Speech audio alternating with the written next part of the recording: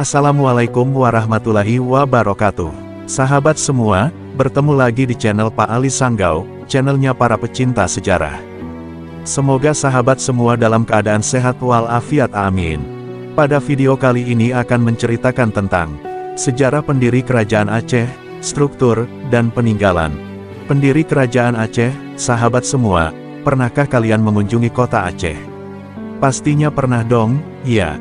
Aceh merupakan kota yang berada paling barat di Indonesia. Bahkan kota ini memiliki julukan, Serambi Mekah. Kira-kira kenapa ya, sahabat? Ternyata julukan tersebut tak lepas dari pengaruh kerajaan atau Kesultanan Aceh. Pada abad ke-17, Kesultanan Aceh berada pada puncak kejayaan sehingga pengaruh agama Islam tersebar secara luas dalam kehidupan masyarakat. Perkembangannya begitu pesat, hingga akhirnya Aceh menjadi kiblat ilmu pengetahuan Islam. Yuks! Kita simak lebih lanjut pembahasan kerajaan yang berada pada daerah istimewa ini, sahabat. Pendiri Kerajaan Aceh. Cikal bakal menjadi Kerajaan Aceh bermula dari adanya Kerajaan Indrapurba yang terletak di Lamuri. Pada tahun-tahun 1059 sampai tahun 1069 Masehi, tentara China menyerang Kerajaan Indrapurba yang waktu itu dipimpin oleh Maharaja Indra Sakti. Ketika peperangan terjadi, Kerajaan Perlak sebagai sekutu dari Kerajaan Indrapurba mengirimkan 300 pasukan, diantaranya terdapat pemuda kuat yang bernama Merah Johan yang memimpin pertempuran. Akhirnya tentara China dapat dikalahkan dan diusir mundur. Untuk membalas jasa Merah Johan, maka Maharaja Indra Sakti menikahkan anaknya dengan pemuda tersebut. Setelah itu, Merah Johan yang bergelar Sultan Alaidin Johan Shah menggantikan mertuanya yang telah wafat sebagai raja di Kerajaan Indrapurba. Kemudian kerajaan tersebut berganti nama menjadi Kerajaan Darussalam yang terletak di Bandar Darussalam. Hingga akhirnya sampailah pada generasi ke-11, yaitu Sultan Ali Mughayat Shah. Dalam perkembangannya, Sultan Ali Mughayat Shah lah pendiri Kerajaan Aceh Darussalam, di mana awalnya bernama Kerajaan Darussalam. Bukan hanya itu saja, Sultan Ali Mughayat Shah juga menyatukan kerajaan-kerajaan kecil yang berhasil ditaklukkannya di bawah naungan Kerajaan Aceh. Selain itu, Sultan Ali Mughayat Shah berjasa dalam melakukan perlawanan terhadap bangsa Portugis yang tiba di Malaka. Oleh sebab itu, Sultan Ali Mughayat Shah membentuk angkatan laut dan darat. Kemudian juga membuat dasar-dasar politik luar negeri Kerajaan Aceh.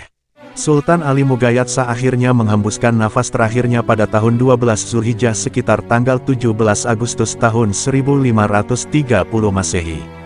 Kerajaan Aceh kemudian dipimpin oleh Sultan Salahuddin pada tahun-tahun 1530 sampai tahun 1539 Masehi. Tak berlangsung lama pemerintahannya, akhirnya Kerajaan Aceh dipimpin oleh Sultan Alauddin Riayat Shah, anak dari Sultan Mughayat Shah. Pada masa kepemimpinannya, Kerajaan Aceh mengalami penyerangan oleh Portugis yang dibantu oleh Kerajaan Johor, Perak dan Pahang yang saat itu sedang memusuhi Aceh. Penyerangan terus dilakukan hingga wafatnya Sultan Alauddin Riayat Shah. Kemudian kepemimpinan Kerajaan Aceh digantikan oleh Sultan Hussein Ali Riayat Shah. Sultan Hussein Ali Riayat Shah melakukan penyerangan terhadap Malaka yang diduduki Portugis dengan 7.000 tentara dan 90 armada kapal. Pasukan Aceh berhasil membakar Malaka bagian selatan, namun penyerangannya ini dikatakan sia-sia saja. Sebab Malaka bertahan dan semakin memiliki tekad untuk membumi hanguskan Kerajaan Aceh. Kemudian Sultan Hussein Ali Riayat Shah digantikan oleh anaknya Sultan Muda. Ia dinobatkan saat usianya masih belia yaitu 4 bulan. Setelah menjabat kurang lebih 7 tahun, Sultan Muda dikabarkan wafat dan mengakhiri masa pemerintahannya. Oleh sebab itu, ia hanya dianggap sebagai Sultan Bayangan, karena hanya memerintah dalam waktu singkat. Oleh karena itu, kepemimpinan Kerajaan Aceh dialihkan pada Sultan Sri Alam, anak dari Sultan Alauddin Riayat Shah. Dikisahkan bahwa Sultan Sri Alam sangatlah kejam, hingga akhirnya wafat karena dibunuh dalam waktu pemerintahannya yang sangat singkat. Selanjutnya Kerajaan Aceh dipimpin oleh Sultan Zain al-Abidin. Namun, sayangnya tak berlangsung lama dalam memerintah, Sultan Zain al-Abidin turun dari tahtanya karena dinilai sangat kejam. Pada masa inilah, Aceh mengalami krisis dinasti. Hingga akhirnya, Sultan Alauddin Mansur Shah dijadikan pemimpin. Ia adalah anak dari Sultan Ahmad dari Kerajaan Perak. Pada masa kepemimpinannya, Sultan Alauddin Mansur Shah harus dihadapkan oleh Kerajaan Johor yang ingin menyerang Aceh. Waktu yang genting sekaligus krisis dinasti dalam masalah internal Aceh, membuat Sultan Alauddin Mansur Shah tak bisa membendung serangan dari luar. Hal ini mengakibatkan kekalahan yang dialami serta armada Aceh yang berhasil dihancurkan Portugis di depan Kedah. Kemudian Sultan Alauddin Mansur Shah wafat karena dibunuh oleh prajuritnya sendiri yaitu Sri Pada. Masa kepemimpinannya diteruskan oleh Sultan Buyong pada tahun 1586 Masehi. Pada masa kepemimpinannya, Sultan Buyong melakukan perdamaian dan mengajak kerajaan Johor untuk bersekutu. Tak lama setelah itu, Sultan Buyong pun wafat dan digantikan oleh Sultan Alauddin Riayat Shah Al-Muhamil. Saat Sultan Alauddin Riayat Shah Al-Muhamil menjabat, banyak buku-buku Islam yang diterbitkan, yaitu karya sastra Melayu diantaranya seperti Mirat Al-Muminin, karangan Syamsuddin. Kemudian ada Mahkota Para Raja, karangan Bukhari Al-Johari. Setelah Sultan Alauddin Riayat Shah Al-Muhamil wafat, kepemimpinan dilanjutkan oleh anaknya yaitu Sultan Ali Riayat Shah. Namun, pada masa pemerintahannya terjadi banyak masalah yang dialami oleh kerajaan Aceh.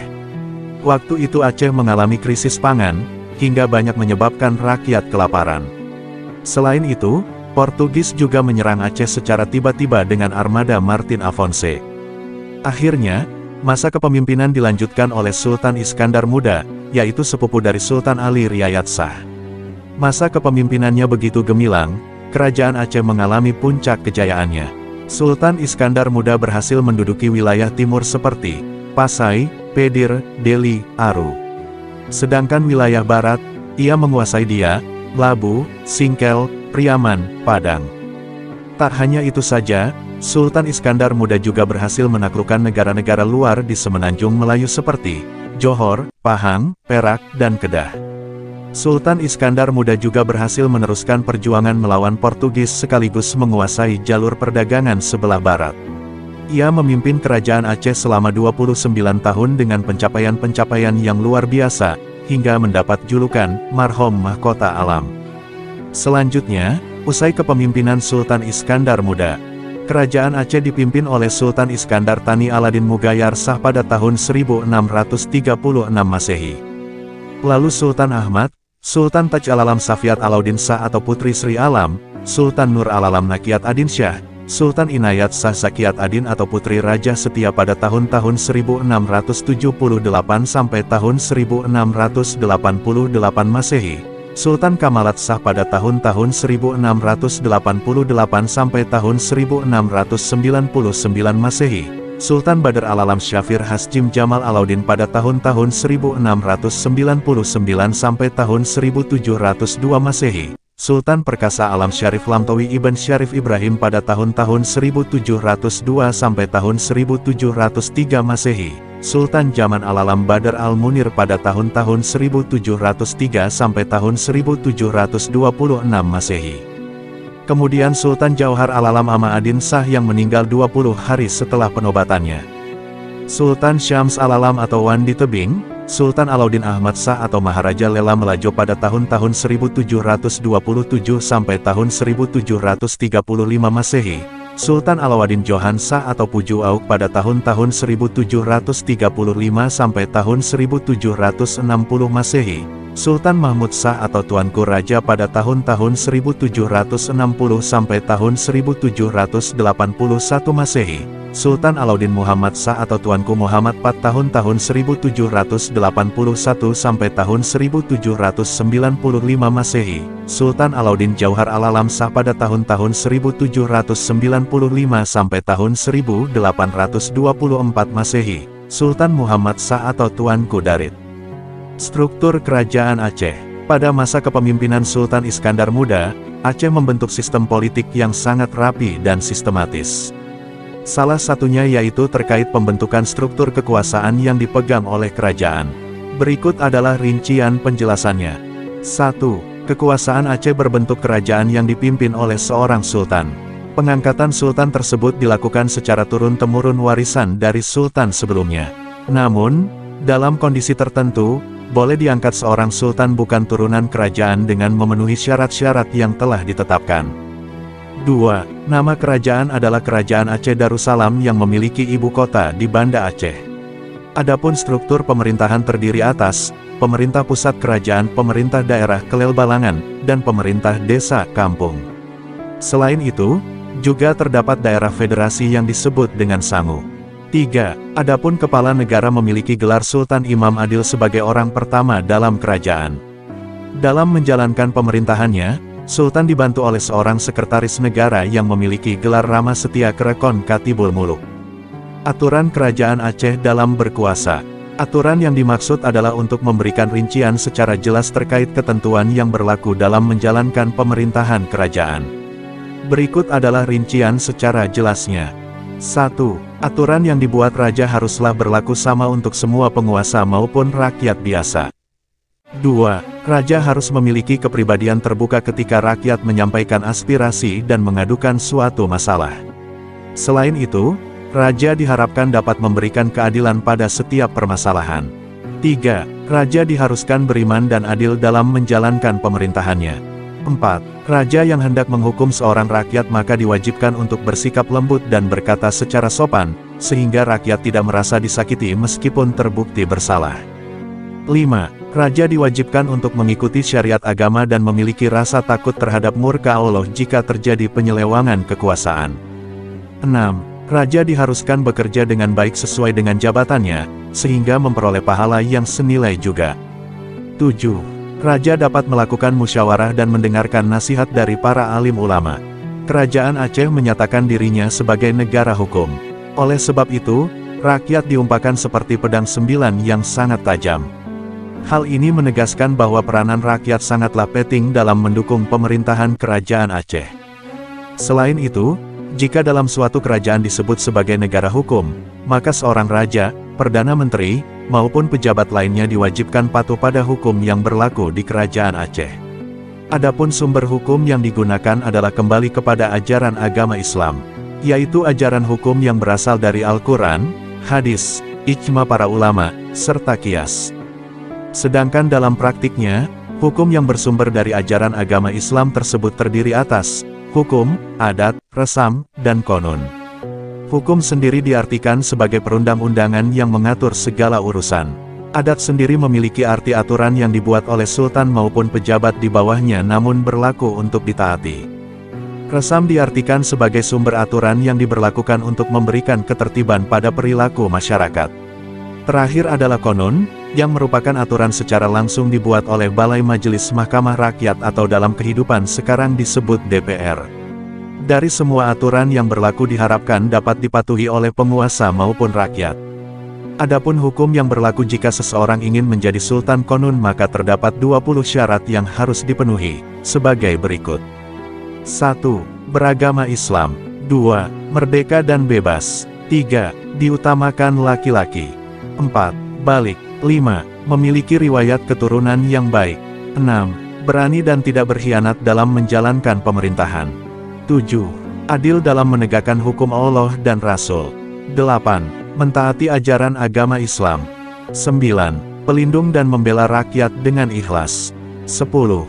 Menyayangi orang-orang yang teraniaya. 11. Bersedia memelihara keamanan negara. 12. Bersedia menjadi bagian dari laskar. 13. Bersedia menjaga para menteri, hulu balang, perwira, dan saudagar dari bentuk sikap penyelewangan kekuasaan. 14. Bersedia mengumpulkan zakat fitrah bagi setiap orang. 15. Dapat memelihara harta baitul mal yang diamanahkan. 16. Dapat menghukum siapapun yang telah melakukan kesalahan dan melanggar aturan. 17. Bersedia menyelesaikan permasalahan yang berkaitan dengan silang sengketa. 18.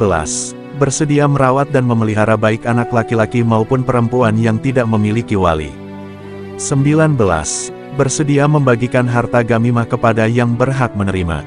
20. Dapat mengawasi pekerjaan para pejabat di dalam istana tanpa memberikan perbedaan pembelaan atau kasih sayang tertentu. Selain berbagai hukum yang telah ditetapkan, Kerajaan Aceh juga membentuk rukun kerajaan sesuai dengan ajaran Islam dan harus dilakukan. Berikut adalah penjelasannya. 1. Pedang keadilan yang memiliki arti bahwa tidak ada pedang tersebut, maka tidak ada pula sebuah kerajaan. 2. Kolam, yang artinya sebuah kitab undang-undang, di mana jika tidak terdapat kitab tersebut maka juga tidak akan ditemukan sebuah kerajaan. 3. Ilmu. Jika seorang tidak mengetahui ilmu dunia maupun akhirat maka tak bisa mengatur kerajaan dengan baik. 4. Kalam. Diartikan sebagai bahasa. Jika tidak ada bahasa yang digunakan maka tidak akan ada kerajaan yang berdiri. Dalam melaksanakan keempat rukun tersebut, maka diperlukan sebuah ilmu. Oleh sebab itu, keluarga kerajaan sangat diwajibkan untuk berilmu dan memiliki intelektual tinggi.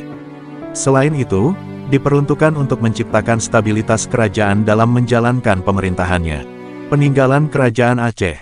Kerajaan Aceh banyak meninggalkan benda-benda maupun bangunan bersejarah selama masa kekuasaannya. Adapun peninggalan-peninggalannya adalah sebagai berikut. 1. Masjid Raya Baitur Rahman. 2. Meriam Kesultanan Aceh. 4. Taman Sari Gunungan. 5. Benteng Indraprata. 6. Uang Emas Kerajaan Aceh. Kesimpulannya, sahabat, setelah kita menyimak pembahasan panjang di atas, sekarang kita menjadi tahu bahwa terdapat sejarah panjang dari lahirnya sebuah kerajaan besar, yaitu Kerajaan Aceh. Seperti yang telah kita ketahui, Kerajaan Aceh didirikan oleh Sultan Ali Mugayyad Shah. Di mana awalnya, Sultan Ali ini merupakan Sultan ke-11 dalam Kerajaan Darussalam. Kemudian Sultan Ali Mugayyad Shah mengganti nama kerajaan tersebut sekaligus memperluas daerah kekuasaannya. Selain itu, Sultan Ali Mugayyad Shah sangat berjasa sebagai orang Aceh pertama yang menentang kehadiran Portugis di Selat Malaka. Namun, tak lama dari itu, Sultan Ali wafat dan digantikan oleh generasi selanjutnya kurang lebih sebanyak 35 kali. Perlu diketahui juga bahwa Kerajaan Aceh mengalami puncak kejayaan pada masa pemerintahan Sultan Iskandar Muda. Pencapaiannya begitu luar biasa, pertama ia berhasil mengusir dan membuat Portugis takut untuk menginjakan kaki kembali di bumi Aceh. Kemudian Sultan Iskandar Muda juga menaklukkan kerajaan-kerajaan di Semenanjung Melayu seperti Johor, Kedah, dan Perak. Selain itu, Aceh menjadi perlintasan perdagangan yang sangat ramai sehingga menguntungkan perekonomian kerajaan. Nah, sampai sini sahabat sudah paham kan? Wallahu alam bishawab. Mohon maaf jika ada yang salah, silakan sahabat semua komentar atau koreksi melalui komentar di bawah. Terima kasih sudah menonton video ini. Semoga video ini bermanfaat dan menambah wawasan sahabat semua. Dukung terus channel ini dengan cara subscribe dan like video ini. Sampai jumpa di video selanjutnya. Assalamualaikum warahmatullahi wabarakatuh.